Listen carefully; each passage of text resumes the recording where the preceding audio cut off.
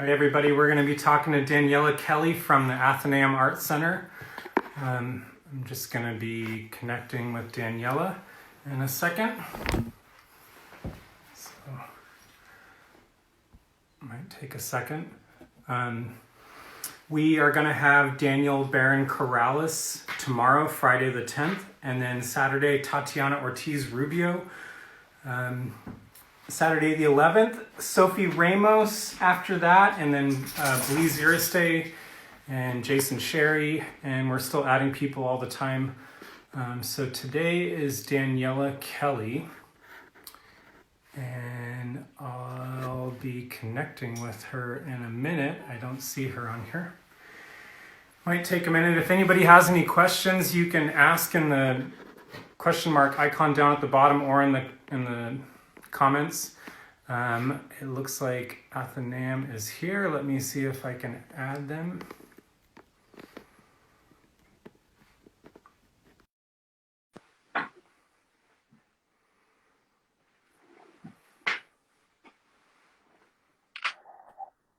Hi. Hi. You're here. Yes. I'm never quite sure what's going to happen when we do this, so. Well, same here. So sounds good. I'm up for the challenge. Yeah, and if you stop hearing me, that's when we should probably try to reassess if the conversation's going bad. But if it's blurry, we'll try to work through it. I guess mention it or. Okay. So, yeah, I wanted to talk to you a little bit about yourself and also about the Athenaeum Art Center, which I know I try to differentiate between the Athenaeum and La Jolla and also calling the organization Inside Bread and Salt, which you helped to run the Art Center. Mm-hmm. So I don't know where you want to start with all that. Well, I guess maybe start with my background a bit. Yeah. I know we were neighbors. Yes, we were neighbors. I was trying to remember, was it like 2005, 3? It was probably around 2005 or something. Yeah, I lived on the house on Market Street near 25th, and you lived in the house behind me. Exactly. We kind of shared the backyard, right? I was in the basement flat. That's when I first got my dog in that house, and I owe everything to you and your husband. One day he got out the first week that I had him, and I came home and he was in your yard, and Carlos had said that I think it was Carlos or you, I can't remember. Just you had saved him from going outside of the yard. So yeah, well, you're welcome. Yeah, I've had him 14 years. Oh wow, yeah, Chewy, right? Yeah, animal lovers over here. I've always grown up with animals, and I remember back then we had 2 cats when we were neighbors. So yeah, whenever I have a little soft spot for animals and pets all together. But yeah, so that was 2005 or so. And before then, I'll back up a little bit, and then I guess maybe how I arrived at the Athenaeum in a way. Yeah. I know you have a big background at UCSD and some museums. Yeah.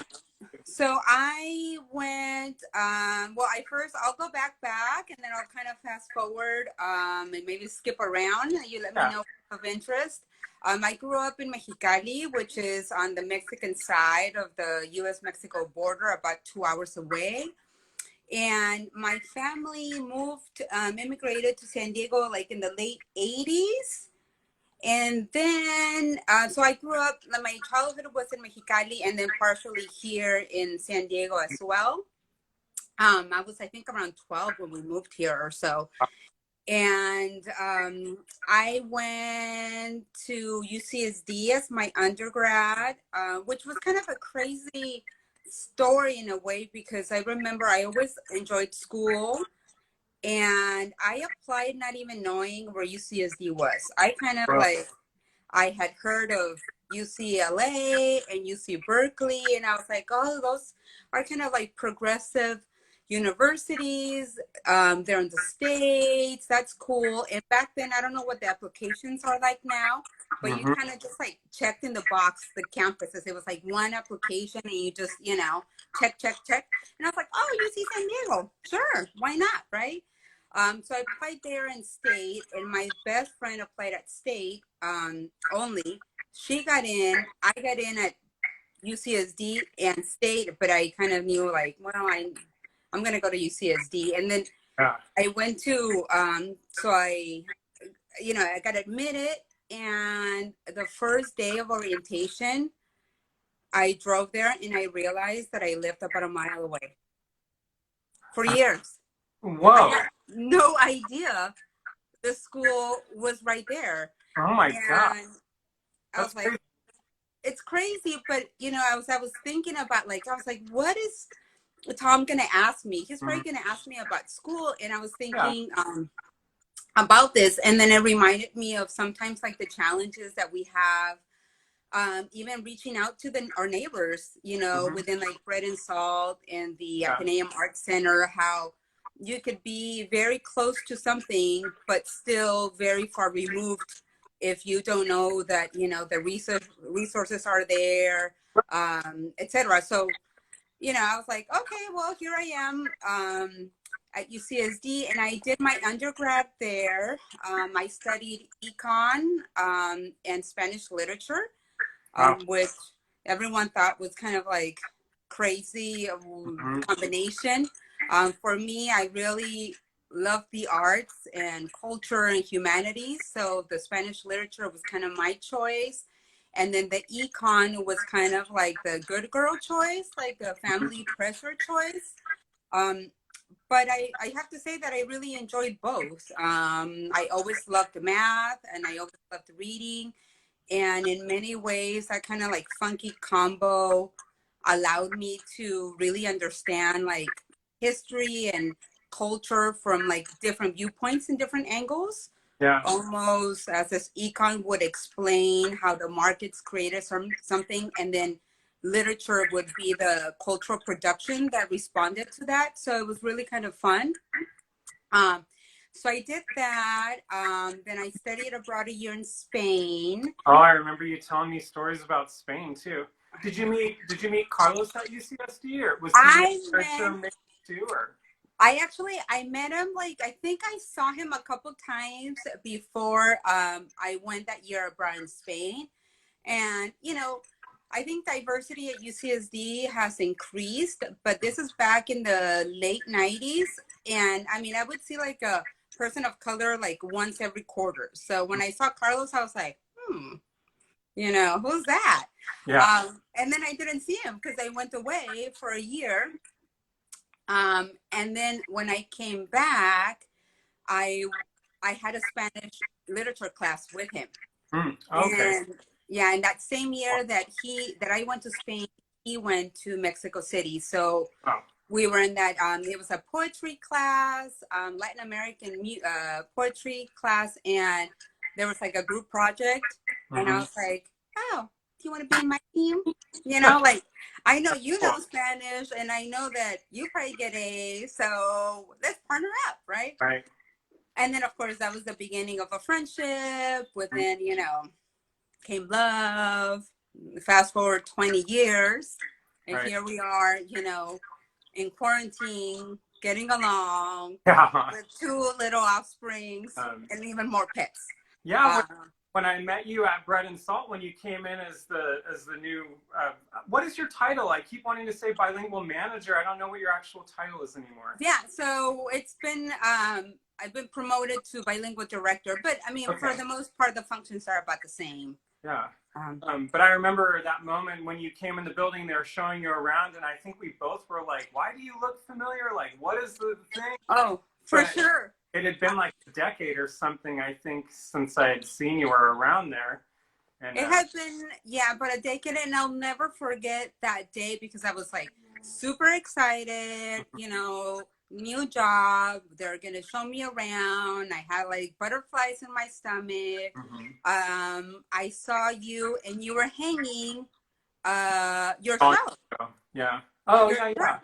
yeah. So it was like a double whammy. I got to meet you, reconnect, see your work, and I think that same evening was the opening. And I remember I was lucky enough to snatch up one of your pieces.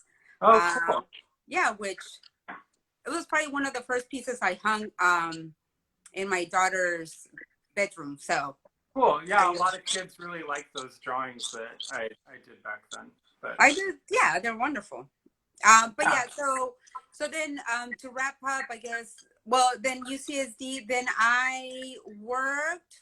So I graduated, and of course, it was difficult to find a job. I didn't have any networks, any connections.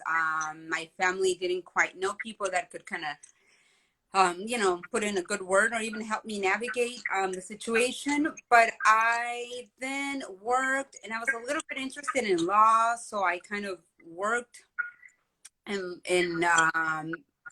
at a law firm, and then I was like, oh, oh, I've never heard that portion. I was like, oh no, Yeah. no, well, I think one, I didn't really like it. It was interesting, of course, but it was, for me, I don't think I could handle the stress of being in a law firm. Right. What I type felt like of I was, what type huh? of law was it? What were you going I after? think I think it was, like family law. Yeah. Yeah, that Family could be. law. So, but it wasn't, the subject itself wasn't all what really determined me. What I was kind of not into is just like the deadlines and the Mhm. stress. And I felt like I was always like, it was be a rhythm of life. Like if I were in finals all the time, Yeah. like late nights. And so I was like, no way. So then Carlos and I, we both applied to graduate school. He went to Wisconsin, and I continued at UCSD to pursue a master's in international relations. But in that summer in between, we backpacked through South America for about 3 months. So then I Oh my felt like, God, okay, this is that's good. Now I really can cool. go back to school, like take a real break. And then I did that. So, and then I graduated from that program 2003. That's around when I moved to 25th Yeah. in Market. Yeah. And after that, no, I did that program. Let's see. And then I really wanted to work in the arts Mm-hmm. forever, and I kept applying and applying to jobs here and there. I mean, I was working at a nonprofit up at UCSD after the master's, and I Mm-hmm. got to travel and I enjoyed it, but I always wanted to work in the arts. But Right. I would send resumes and it was like crickets. I never heard back, not even like Yeah. a thank you for submitting, nothing. So then I was like, oh, I guess I have to go back to school again. Oh. uh, so I went to state and I got my master's in art history there. And through there, I got an internship in the curatorial department at SDMA, the San Diego Museum of Art. Then I got a job there and I worked as a educator. So I taught art mostly for underserved audiences in K through 12. Mm-hmm. Um, through their School of the Park program, where inner city kids come and they spend a whole week at the museum, and we do a curriculum that's art based, but really in tune whatever they're learning in that year in their classroom. So that's how I really kind of got a foot in the door. Really, it was Yeah. through that internship and through like having something in my resume that really like spelled out art. Um, and so yeah, so that's how I really started. And then I had, what was it, then I worked there for about 5 years before, Oh and wow, I had, that's a long time. I didn't realize that you were there that long. Do they still yeah. have an education department for kids there? I can't remember. Well, yes, I would say yes, although I say that with a little footmark because I don't even know what's going Yeah. on with everything. I read that, I'm not sure if it was MoMA or which kind of big museum in New York laid off all of their education departments, said basically, we don't foresee hiring educators in the near future. So Yeah, I mean, I have so many friends that have lost jobs right now in museum capacity. yeah. And I feel like, even though museums, I think as a definition, they're educational in their mission. Mm-hmm. That's the purpose of museums, to be educational. So it's really, I think, tough when that department is the one that really gets hit really hard in these situations, right? Because Yeah. it's at the core of what the institution's supposed to do. But I believe so. I mean, I would think that they still have this program running. It's funded in part through Price Charities, which is Mhm. the original owner of Price Club. Remember Oh, that wow. before it became Sure. Costco? Uh Yeah. huh. So Used to get it's like, hot dogs there. oh, you what? Yeah. When? I don't know, 25 years ago? I don't know. I would think it would have to be around that time. That's my memory Wow. of Price Club. Um, Yeah, they are good hot dogs. I'm not crazy about hot dogs, but those are pretty good. Although I haven't had one in a long time either. so it's so wild, just talking about education. Claudia Cano talking yesterday, she's the education, I think, director for Lux now. And she's just talking about this whole retooling of the education department and summer camps and all that Yeah. stuff. It's just wild. Yeah. Just, And I think it's kind of like something that I'm also, at the Athenaeum Art Center, we do outreach, both going to schools and bringing arts programming, music and arts, or visual arts and music programming through to schools. And also we have like after school classes that are free for youth. So I'm also kind of thinking, with having only really the internet, right, and social media and websites at our disposal right now, how to really incorporate this as we move forward. I mean, we're going to have a new normal. I mean, I think face-to-face contact will be part of what we do in the future, but I feel like it's also a time to kind of bridge that digital divide in a way and just kind of reconceptualize what um, community is, yeah. how to, right, Yeah. expand and move forward Um, with the 21st century, I guess. yeah, who knows how long this is going to be going on or what's going to end up happening. But I Yeah, think but I it's think like, everybody has just kind of hit the ground running. I mean, what can we do? Sit here and just not do anything? We're all just kind of trying to retool. And I've seen what you guys are doing on your Athenaeum Art Center Instagram page. You're doing these studio tours and studio visits with artists and posting all that stuff. And it's another great way to just try to support and remain active in the local community. yeah, just like these conversations that you're having, I've traditionally been really like camera shy. I think in the Athenaeum Art Center, the feed, maybe there's 2 images where I show my face in the last 3 years.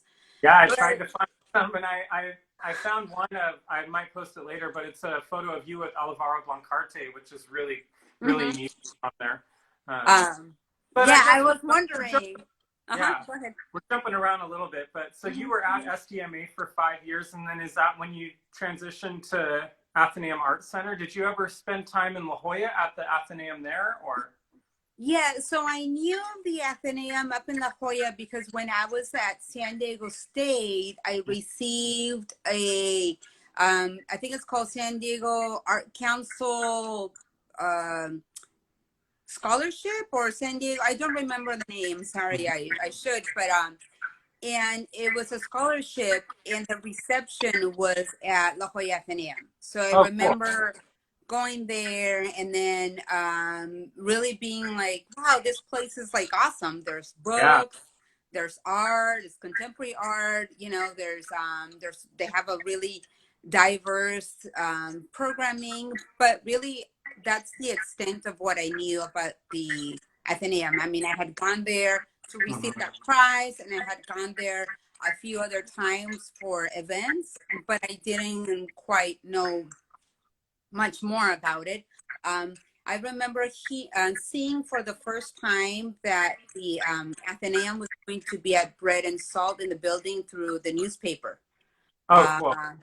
and I had been in the building when prior to that, I mean, at Bright and Salt Mhm. through the San Diego Museum of Art because they had the artist in Right, residence there, remember? right. Um, so I kind of like got a sense of what the building was going to look like, and I'm a resident of the neighborhood, so I had already seen the building for years, just, you know, kind of Yeah. dilapidated, but I was like, wow, this is like a huge space. Wouldn't it be cool if it was like an art center type thing? So I was so happy, you know. Then when I read that, I was like, that's cool. So that's how I first heard about it. Yeah, and Really. I think I've mentioned in a couple other videos that Jim Brown had his architecture firm called Public. It was on Park Boulevard, and the front portion of that space, the Athenaeum had been using for quite a few years for painting classes and things like that. So that partnership had started previously at the old building, and that was kind of the neat thing that happened when Athenaeum Art Center moved to Bread and Salt was that they designed and built out their own space with contractors and a little bit of direction by Jim building certain walls and things. But they basically, you guys were able to carve out spaces for yourself in the building, including a print studio, gallery, and artist studio. Exactly. So yeah, the kind of the relationship between the Athenaeum and Jim Brown's longstanding. They were in Park Boulevard, and I believe before then they were in Point Loma and then downtown. So the Athenaeum has had like a satellite school for many, many years. But yeah, when they moved to Bread and Salt, they definitely, you know, expanded the space considerably from what they had before. I think it's a little bit over 5,000 square feet that we have in the building. Great. And yeah, they redid it all. It looks really nice. The print studio is, you know, my jam. I love that space. It's really cool and unique. Yeah, I think we have Sybil watching here, but I definitely want to talk about some of the people that are involved in the Athenaeum Art Center. And what am I missing? There was something else I wanted to mention about that. But I guess going into your title there, bilingual director, what does that exactly mean, and what does it mean for the neighborhood? So, you know, it's kind of like a little bit of everything. So definitely I don't work alone. We are like a team of, I would say, 4 people that are really kind of at the space. It's Sybil Rubottom, who is a local artist, printmaker, and she has been the artist in residence for the Athenaeum for many, many years. And she is now also the director she oversees the print studio. She's the director of the print studio, and she's always been very involved in this project in itself, you know. And then there's Morgan Miller the third, who's also a printmaker, and he helps run the print studio as well with Sybil. They both teach there. Amanda, who is the director of the school, because we have part of the school that we have in La Jolla. We also have classes here at the Athenaeum. And I forget sometimes that they also offer classes in La Jolla, serving different communities. So different communities, you know, but I think a lot of the classes are similar in terms of the mediums, you know, and so there's painting in both locations and drawing, but what really differentiates the location in Bread and Salt is the print studio, because we only have one. So those are special to the building here. And then in terms of kind of my title and what I do a little bit of everything, really. You know, I help with the exhibitions. You know, we have an arts committee that decides the exhibitions, but I propose exhibitions to them. I help, you know, put them together, contact the artist, get all the paperwork, oversee the install. So that's on the exhibition component. That's what I do. Then there's the programming that's geared towards the community itself. So, and that's really fun because I get to think about programming that I think would be in demand, or, you know, good tie-in to the community in terms of culturally relevant, free. I guess thinking more literally about your title, like anytime, you know, the neighborhood is a working class Hispanic neighborhood, and we get people coming in all the time. We just had somebody lose a dog in the neighborhood, and you and I made a bilingual found dog poster, Uh-huh. and you end up getting in contact with somebody. But it's always something happening at Bread and Salt where I'm looking to you to translate something, or Oh, people and from vice versa. And yeah, vice versa. and you guys were also in Bread and Salt, were a voting site for this last primary, and people were coming in that were Spanish speaking only that live in the neighborhood, and it's been great having a bilingual professional in the building. I mean, there's quite a few, but you're on the first floor with me, so. Yeah, and I think we kind of have like similar hours Yeah. too. So yeah, I mean that's a real beauty of working at Bread and Salt in the building is the community, not only the community that comes in for the events, but the community itself of the people that work there, right? I mean, I look for you too for advice in all terms installation. We check out each other's exhibitions. We Yeah. borrow stuff. We, Right. speed And dial help. yeah, I guess just talking about exhibitions too, I know just with this current exhibition that you were hours away from opening. Oh, I know. Alana Atrium. I'm so bad with her last name. I hope she's not watching. I never exactly know what to say. I always fumble. But Well, you know, Aritan. you all were opening crates. You were installing. You were right there. You did the vinyl. You did all the stuff, and you were just like, "What do we do?" We were like, I think, hours away, Yeah. maybe for opening. And I had anticipated this exhibition for such a long time. I think it was like about a year in the making. A big fan of her work, a big fan of her as a person. The work was coming from Virginia, from Arizona. There was all these moving parts. And she used to live like a block away from Bread and Salt, but now she lives in Arizona.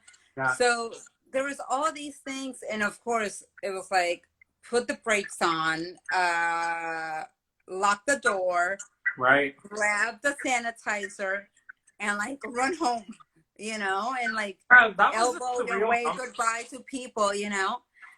and that was it. That was I it. remember for that next day, Sybil was like, "All right, we just closed the print studios. We'll see you when we see you." I know. Yeah, it was very, very fast. Yeah. It was very fast, but yeah, I mean, it's very unfortunate. Obviously, there's bigger issues out there that are happening, but yeah, it was sad that we weren't able to have the opening and have people see the work in person. On the upside, though, now I'm having meetings and Zooming or Zoom meetings with Alana, and we're coming up with some cool programming that we're going to be releasing with her.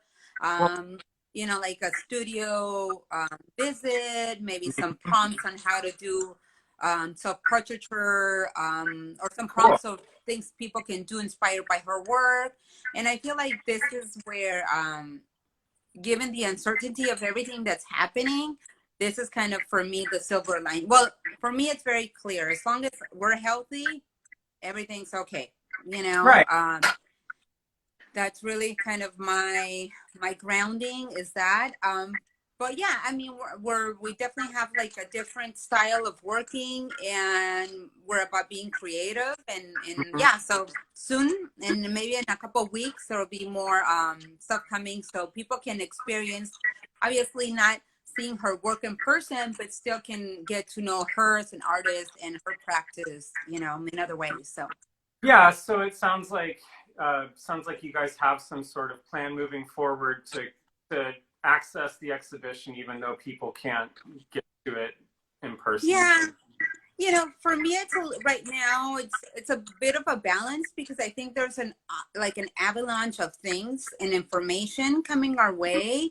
So, there's art activities, there's the news, there's homeschooling, there's isolation if you're on your own, or isolation as a group, or dealing with health issues. So I'm trying to really kind of take this time to learn how to incorporate more like social media and online content, but at the same time, like, remain true to what it is that we provide and what's kind of at the core of what we do. Yeah.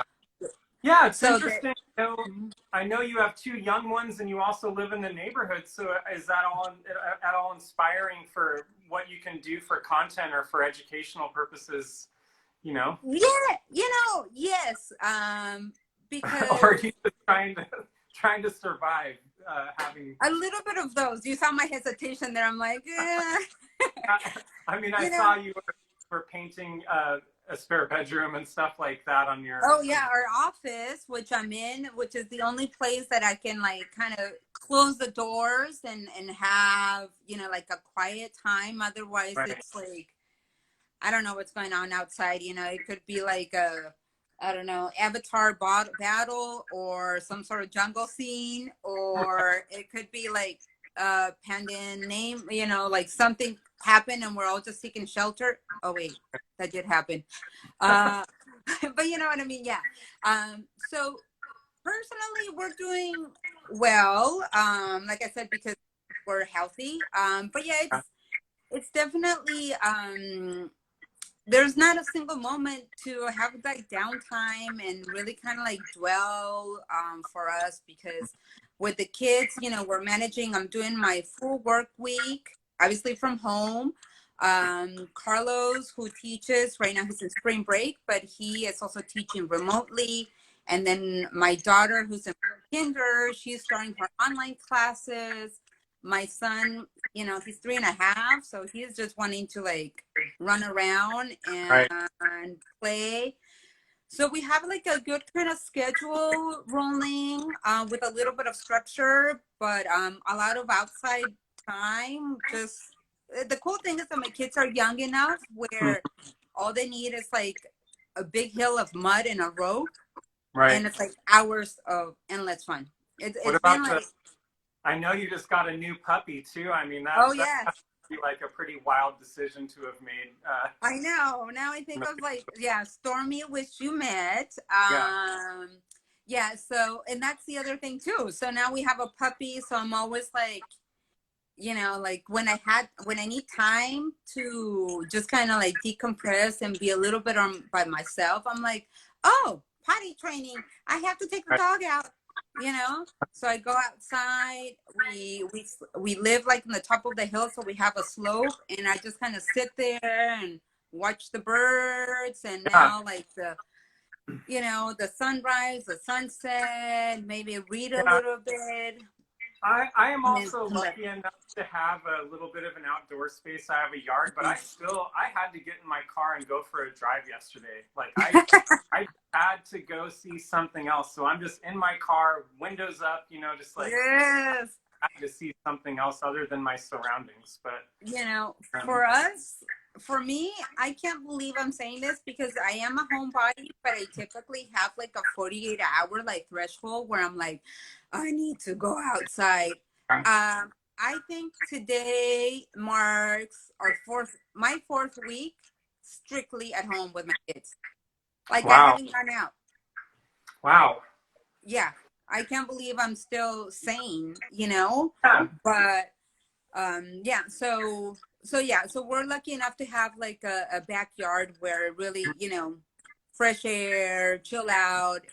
We've done tons of like home improvement things, like we painted the dog house, we painted the Yeah. office, we, Yeah. planted a tree, Yeah, I'm also all feeling of a it. little bit guilty about I'm like I want to do some of those things, and I'm like, what can I use a piece of reclaimed wood that I have in my yard Yeah. as opposed to going to the store? I'm like getting super resourceful all of a sudden with what I have. But Same here. We kind of mixed, for painting the office. I was like, no, don't go to Home Depot. yeah, There's a whole bunch of. So I was like, okay, we mixed a little bit of like, I think one paint was like from like 2009. oh The other cool. one was 2012. One was like a flat. One was like a super glossy. I'm I gonna was just like, I just eyeballed it I'm gonna and say maybe shook it you with were my hand. inspired. Yeah, maybe you were Here we inspired go. by Alcacid doing the mural at Athenaeum, because I know Andrew has done that a lot with Yeah. mixing sources of paint, just making it work. And that's how it was. And we were just like, let's just do like 50-50. here we Yeah. go. Whatever color that comes out, here we go. Right. So And, yeah. things will progress, and hopefully someday we'll all get to go, back to the hardware store, fix things. Oh, But I the can't beauty, wait for a big party after all of this is. yeah, like a massive worldwide size. Yes, exactly. So just getting back to Athenaeum stuff, just for people that haven't been there, or maybe people have been or haven't experienced everything, that there's a large portion of the Athenaeum Art Center that's a gallery, which your desk is there, and then you also have a print studio, a very large, beautiful print studio. It's got Mm-hmm. a professional equipment, and it's just so Yeah, beautifully presented with uh, printing presses that are from 1860 to present exactly. day. Yeah, And we then you also have have. a studio. Uh-huh. Yeah, so yeah, just like you're saying, the our space is large and it keeps on kind of getting like reconfigured so that there's Mhm. more and more going on. We have the main gallery, where we have about 4 to 5 shows a year. Mhm. Then we have the in between gallery, which is a smaller space, and for that we have maybe about 10 shows, nine Mhm. or 10 shows a year. And now we just started the School of the Arts student and faculty gallery, where we showcase the work of the art instructors that are in the art school. The print studio has, I believe, about 8 or 9 presses and a really large collection of type, both lead and wood type, that was Right. donated to the Athenaeum. And the presses, there's a couple that are, you said, from the late Yeah. 1800s. They're beautiful.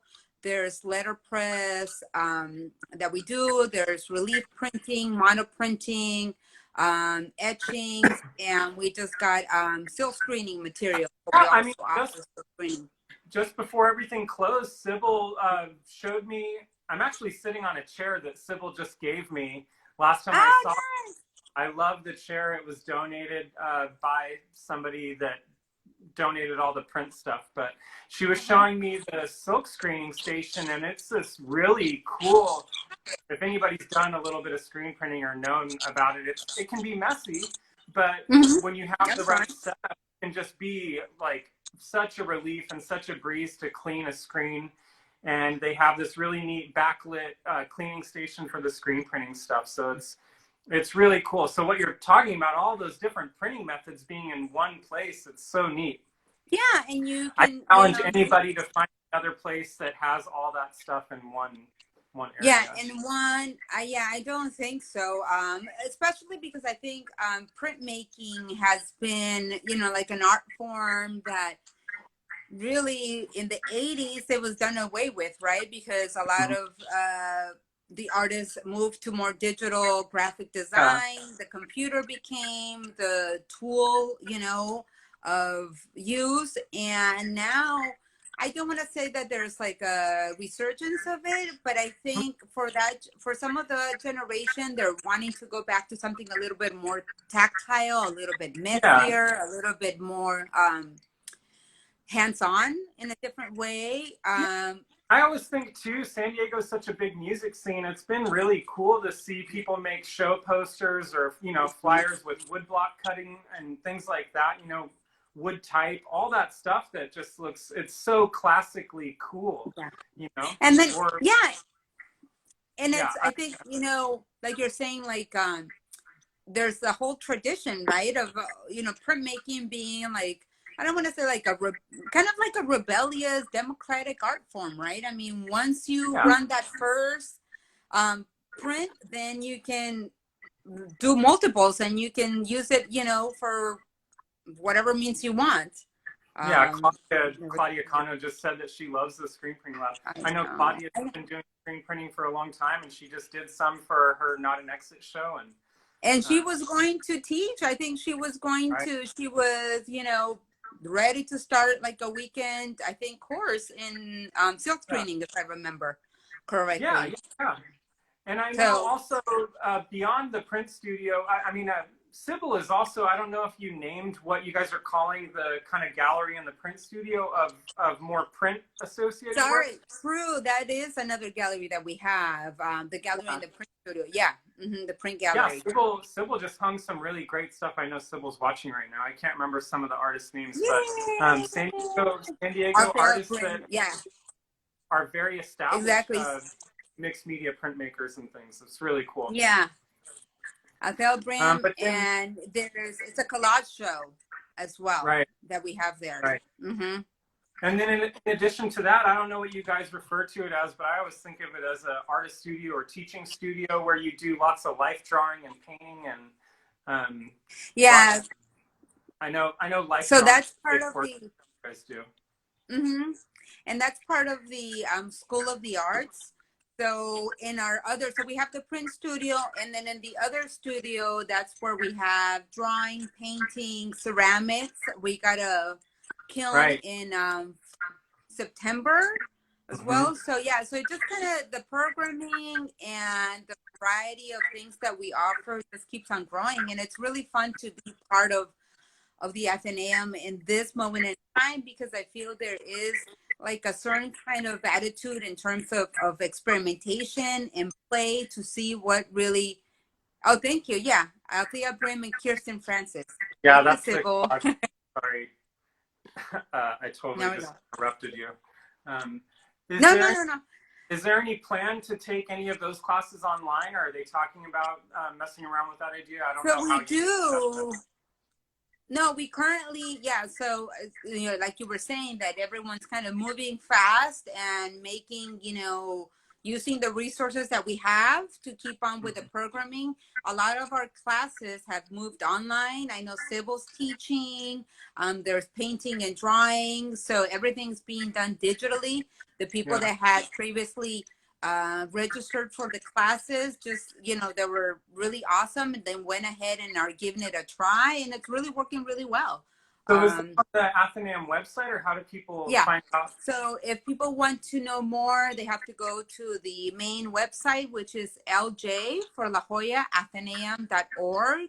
And there they can look at our online calendar of classes. I know a few of them had started, but there's a lot more coming. This is our spring quarter, so they're going to run through the end of May, and then we'll see moving forward if we keep some online classes or Yeah, I know. Also, like we're saying, the ceramics department that you guys are creating just kind of got going. I mean, you have a brand new kiln. You did a build out to be permitted and all that stuff. It's pretty crazy. It's so neat to have that in the building. I mean, we have now with Athenaeum, you have ceramics, life drawing, artist studio stuff. You have print studio. You have another gallery that's in addition. So in addition to that, Bread and Salt, there's Kathleen Mitchell with glass blowing, and Wayne Kuriyama and Jason Lane and Adam Manley doing design build kind of stuff in wood and metal. And, there's just so much happening in the building. It's really It's like everything. I mean, everything that you want to do, the only thing that we need is food. And we can survive. Jim is always looking to incorporate that. He says, we've had an incredible partnership with Athenaeum for more than 20 years, starting back with the University Heights partnership. Yeah, it's really neat. And I, just kind of going back to Athenaeum La Jolla, I know Athenaeum La Jolla has been there for over 100 years.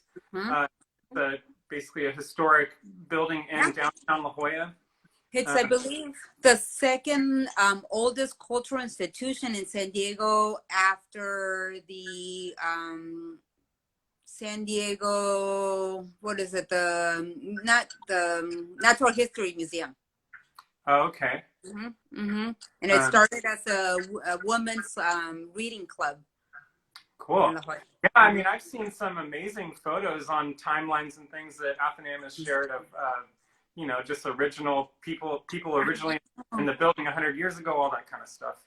And that space in La Jolla has always been one of my favorite galleries. It's so beautiful. It has such a, a lot of people might have experienced Athenaeum just by being invited to a show or like an event like you were talking about, winning a scholarship or going to a juried exhibition or something like that. But once you get in there and you see all the other things that are offered, like jazz concerts and Mm-hmm. the library, and just the way that it's furnished with the beautiful rugs, and the way the whole place feels, it just Yeah, feels really inviting and warm. it is. Um, It's really like neat because I feel the Athenaeum really has like an identity to itself, right? It feels kind of like old world, new world type thing in the sense that it has this kind of nostalgia in its furniture and things that look kind of, you know, weathered and they've been yeah, there. The building itself, you know, it's like a small little cottage. I mean, it has, you know, some things that they have expanded.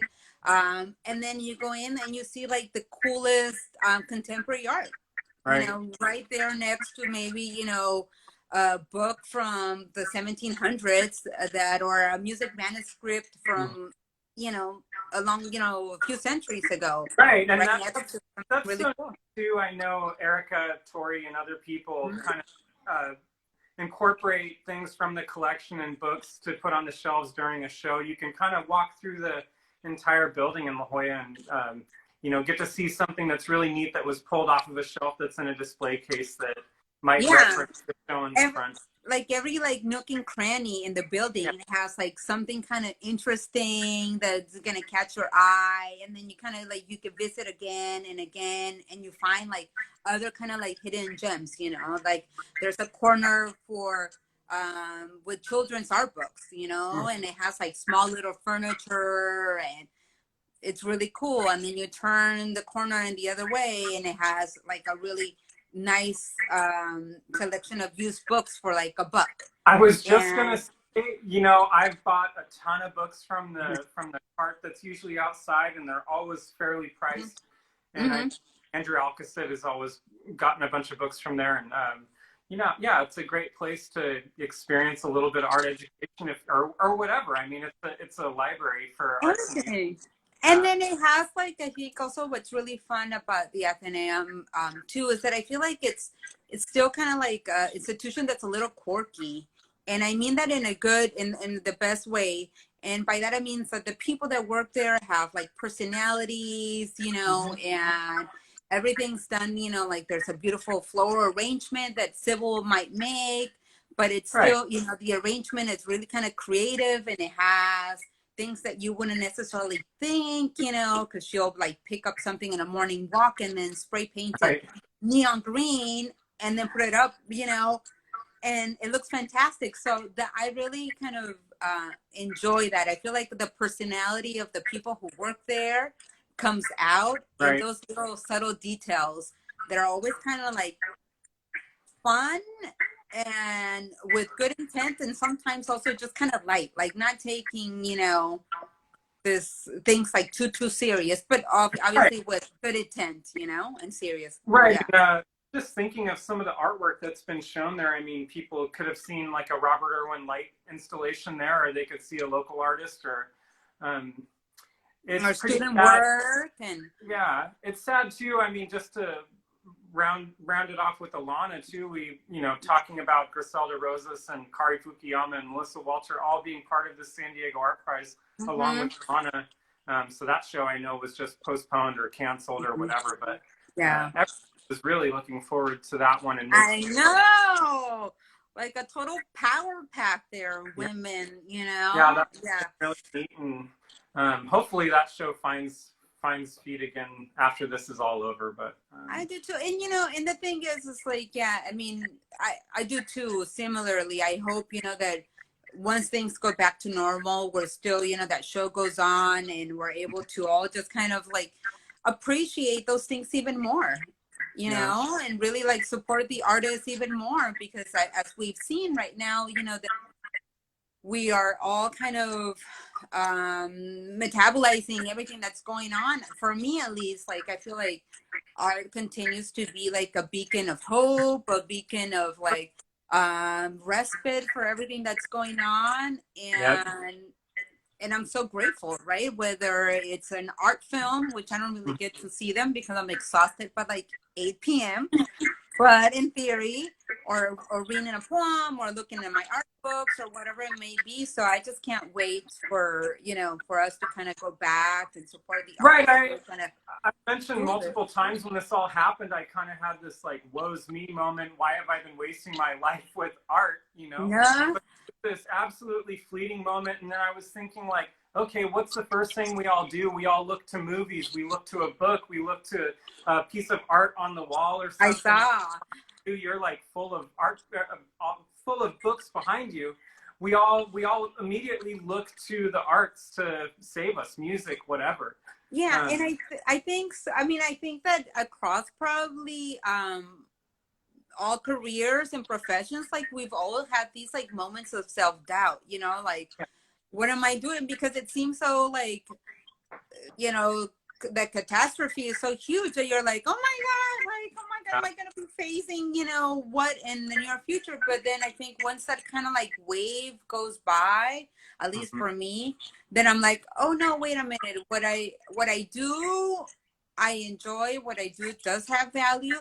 And then this is how I'm going to like tweak it so that it's even more like, like moving forward, right? It's like, how do I take this time to kind of be introspective, but also challenge myself to do things even better, Yeah, geez, I can't imagine how challenging it is to be raising kids at this moment too, and also just thinking about that. But it's really, for me, it's a lot of fun. I mean, I also think about it even, I was very kind of conscious of everything because my daughter has kind of pre-existing conditions, so she would be very vulnerable to the COVID-19. So that's why I was like on lockdown. I was like hand sanitizing, dry granny hands from like day one. I was like, oh my God, oh my God, oh my God, oh my God. But at the same time, having them around and they know what's going on is this time I'm like, you know what? I've always wished that I had like really like a real intense time in my life to be with the family and just like heart. And I was like, oh my God, this came true. Obviously, I didn't think about it with. I just heard about people. I just heard about people keeping journals throughout this to share with their kids as they get older and things like that, or grandkids in the future, just to document something. But maybe that's what these videos will be too. We'll look back in a couple and just think. I didn't know what the cropping of the video was gonna be like, but I had these that my mom made in the background. Look, it sucks. It cut it out. Oh yeah, that's cool. For my kids. Yeah. I'm going to go, hold on a second. I'm going to grab the ones that I have.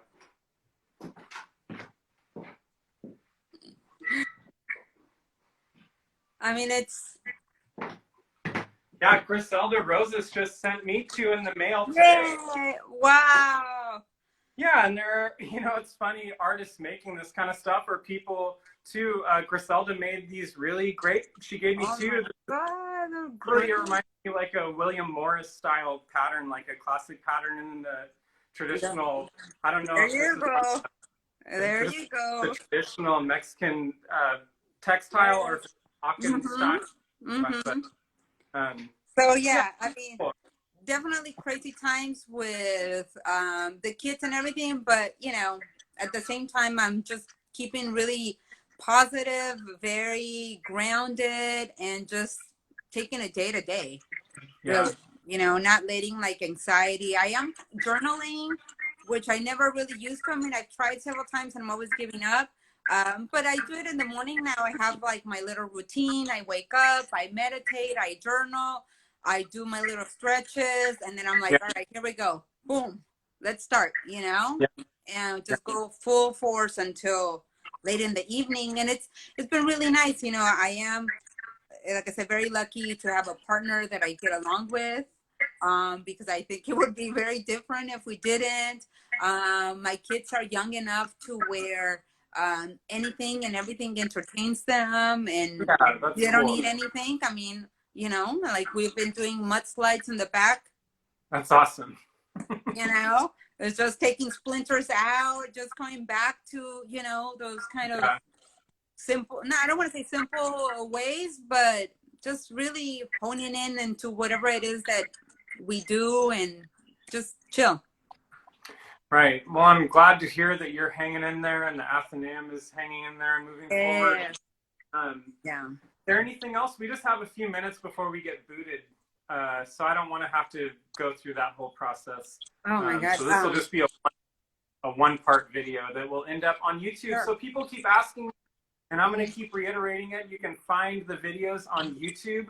It's really simple. You just search Bread and Salt San Diego. Mm-hmm. And it will end up on there, and it'll be archived with the rest of the conversation. I've seen them because I don't always get to go live at this time. Is usually the little transition. But yeah, I've seen them. That's great. I love, that Brendan has a YouTube, and I really like seeing this. I liked all the backgrounds, but I really like this one in particular with Navajo blankets in the back. I collect Navajo weavings. I have a lot of them, and I don't know. I just kind of leave them on my table behind me, but I have a lot of them. This is a painting by Robert Matheny that I bought a long time ago. I love that piece, and I love it too. keep switching art out. I'm lucky enough to have a spare bedroom where I'm trying to do these conversations and stuff. I can't go around showing my art collection, but I'm going to keep putting different things. Oh, I like that. Yeah, I'm trying to encourage people. It's important to support artists at this moment. You know, that's why I created this web store where we have art that is available where people can buy something and 100% of the proceeds go to the artist. So trying to encourage people to show that I buy artwork too, I'm not one of those people. I don't like trading with artists. A lot of people ask me to do a trade. Sometimes I'll do it, but I'd rather buy something from somebody. I love that you're featuring. It's slightly privileged. It's slightly privileged just to assume that everybody can buy something, but I know that I sometimes and I try to. So I know what you're saying.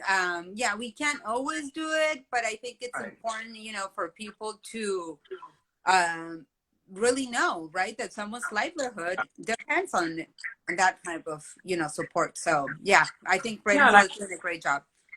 Yeah, and I see Becky Gooten just says that she got her package today. She purchased a Chris Wassel piece from the Bread and Salt site the other day, and I shipped it to her, and she just received it. So that's really cool. Very cool. I mean, that's right. I mean, how long had it been since any of us had been excited about mail? Getting something in the mail. Right. I got a package right before we started this interview, and I was so happy. Did you open it before or no? Well, Griselda sent them out. So that was nice. My mailman walked up to my door. I'd never met the mailman, and I had a moment to tell him thank you for providing service. That's nice. Yeah. Because when I saw my mailman the other day, I was like, right. I did immediately wash my hands. That's all I got. But, You're good. Well, thank you for having the conversation and talking. And like I said, this will be on YouTube. Well, thank you for inviting me. And I love all these conversations. And they're fun. And thank you for helping me kind of get my face out there in a way, because only for you, Tom. Only for you.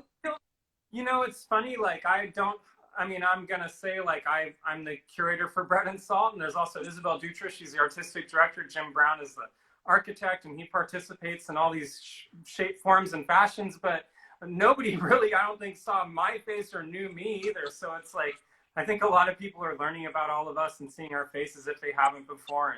And this is one of the lessons we're learning, right? Yeah, right. Exactly. All right, cool. Well, thank you, Tom, and thank you for everyone that tuned in. Yeah, cool. Thanks. Bye. Be well. Ciao.